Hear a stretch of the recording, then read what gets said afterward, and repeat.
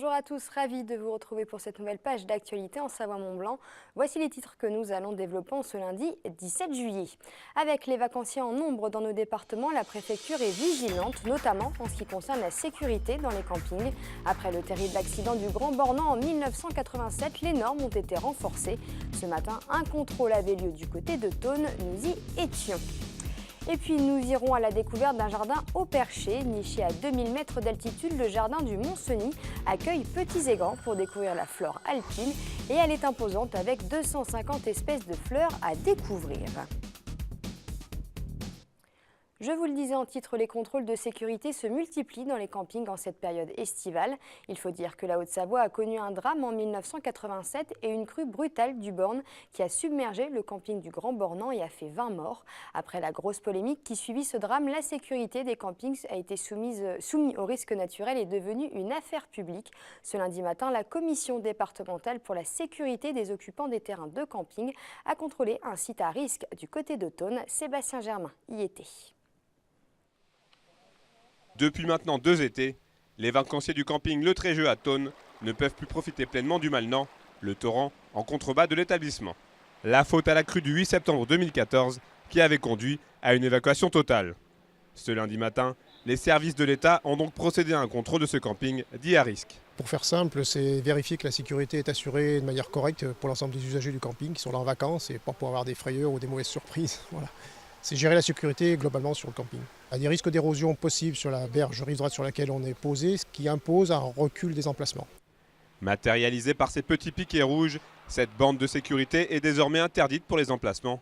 Et pour les clients historiques, il s'agit là de prendre de nouvelles habitudes. Qu'on soit là ou là, je vois pas tellement le problème en fait. Il y a un truc de rassemblement là-haut, tout en haut. Donc, et à partir du haut des sanitaires jusqu'en bas, tout est bien balisé pour justement l'évacuation en cas de montée des eaux ou quoi que ce soit. Ces contrôles ont lieu tous les 2 ans. En Haute-Savoie, il existe 22 campings à risque qui présentent des possibilités de crues torrentielles ou même d'inondations. Et pour ne pas revivre le drame du Grand Bornand de 1987 qui avait causé la mort de 20 personnes, la sécurité est au cœur de tout. Eh bien, on redouble encore de vigilance, bien entendu, en priant en fait que ça n'arrive pas en fait à notre rivière et à notre camping.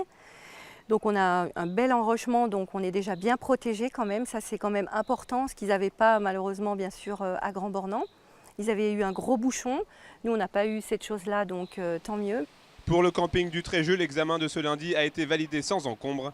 La commission a donné un avis favorable avec quelques recommandations. L'été s'annonce donc sans danger pour les campeurs de Thônes. On prend la direction de la Maurienne à présent dans le jardin alpin du Mont-Cenis. Il a été créé en 1976 par le père Robert Fritsch à plus de 2000 mètres. À l'occasion de la période estivale, ce jardin alpin accueille les petits comme les grands pour une découverte des plantes locales. Claire Chabal et Kimberly Trivieux nous en disent plus. Nous avons ici l'Edelweiss, qui est une plante adaptée au milieu montagnard. Elle est recouverte de poils pour se protéger du vent, du froid et du dessèchement notamment par le vent. Cette passionnée de botanique connaît à la perfection chacune de ses protégées. Sensibiliser le public, l'enjeu principal de Séverine Trouillet. Son rôle, entretenir ce jardin naturel de 2 hectares. Les objectifs, c'est de montrer aux gens qui se baladent en montagne les différentes plantes qu'ils peuvent rencontrer, qu'ils puissent mettre un nom aussi sur les plantes qu'ils ont vues en montagne. Même par une température avoisinant les 6 degrés, les visiteurs les plus courageux sont venus admirer ce balcon de fleurs à la vue renversante. Mais également les incontournables, l'Edelweiss, le chardon bleu des Alpes et la saponaire jaune. Nous venons ici avec ma femme pour découvrir ce jardin alpin, découvrir toutes ces réalisations, ces plantes, faire des belles photos aussi, et découvrir aussi le col du Mont-Cenis que nous ne connaissions pas, qui est quand même un très bel environnement, et puis voilà, puis prendre du bon temps au milieu des plantes, au milieu de la nature. Faire prendre du bon temps aux touristes, l'intention de Séverine Trouillet. Avec plus de 250 espèces différentes, le jardin a aussi pour ambition de distraire par des animations originales et ludiques. Il y a 2 ans, nous avons créé un parterre de plantes culinaires, que des plantes qui se mangent. Donc cet été, on va essayer de trouver un nouveau projet et de recréer un nouveau parterre avec des plantes à l'intérieur qui évoquent soit l'aspect médicinal, soit par couleur. Durant tout l'été, des visites guidées sont organisées 3 fois par semaine. 200 à 300 personnes s'y inscrivent habituellement au cours de la belle saison. L'opportunité de découvrir un jardin naturel, la tête dans les nuages. On quitte nos frontières pour la 42e édition du Paléo Festival. Le plus grand festival à ciel ouvert du pays ouvrira ses portes ce mardi à Nyon. De nombreux artistes sont attendus, à commencer par les Red Hot Chili Peppers dès le premier soir. Suivront d'autres pointures comme Jamiroquai, Justice ou encore Manu Chao. Mais avec ses 230 000 spectateurs, comment le festival s'organise-t-il? Élément de réponse avec nos confrères de Léman Bleu. J-1 avant le début du Paléo Festival Nyon. Alors que les derniers montages sont réalisés, l'heure aujourd'hui était à la traditionnelle visite de presse. L'occasion pour Daniel Rosla et son équipe de présenter les nouveautés. On a augmenté encore le nombre de places assises qu'on a sur le terrain pour les spectateurs. Parmi les nouvelles installations, celle du Village du Monde, avec pour thématique cette année l'Amérique centrale. L'occasion d'un voyage musical, culinaire, mais aussi physique. On pourra déambuler sur et à travers des temples mayas qui sont constitués de faces qui représentent des motifs aztèques qui sont constitués eux-mêmes de triangles. Le triangle signifie l'éternité chez les Aztèques. Ça crée une trame qui flotte au vent doucement, qui est très légère et en même temps on a une structure massive. Au-delà des stars internationales et face à la rude concurrence d'autres festivals, le Paléo mise sur ses à-côtés pour se démarquer. On veut que nos festivaliers vivent une expérience qui puisse changer de celle que l'on peut vivre dans un autre festival. On veut qu'ils repartent avec de beaux souvenirs plein les yeux et la tête. Et puis on veut qu'ils vivent en fait dans des univers qui s'immergent en fait dans des univers bien précis. Ouverture des portes demain, 15h30. 230 000 spectateurs sont attendus sur la plaine de l'As jusqu'à dimanche soir.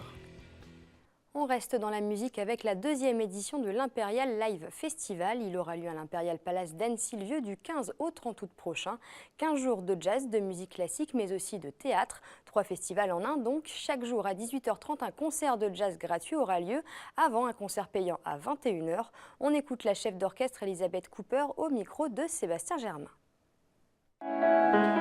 Pour un artiste, au fond, le plus grand bonheur, c'est le public. Bon, je ne peux pas dire que les critiques ne sont pas importantes, mais pour moi, ma famille, c'est le public. Moi, quand je suis ici, c'est un paradis. C'est le meilleur moment de mon année. J'arrive à Annecy, c'est le bonheur total, parce qu'il y a dans l'art et dans la nature un lien très fort.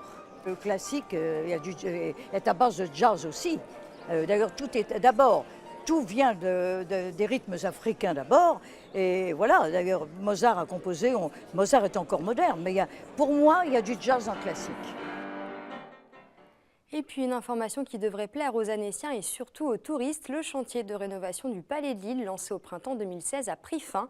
Il aura notamment permis de rehausser et de consolider la charpente de ce monument emblématique de la ville, puis de changer quelques tuiles sur le toit qui menaçaient de s'effondrer. À l'occasion de cette réouverture, 2 nouveaux parcours de visite sont proposés, dont un destiné aux enfants. C'est la fin de cette édition. Merci à tous de l'avoir suivi. N'oubliez pas notre site internet 8montblanc.fr. Passez une très belle soirée et à demain.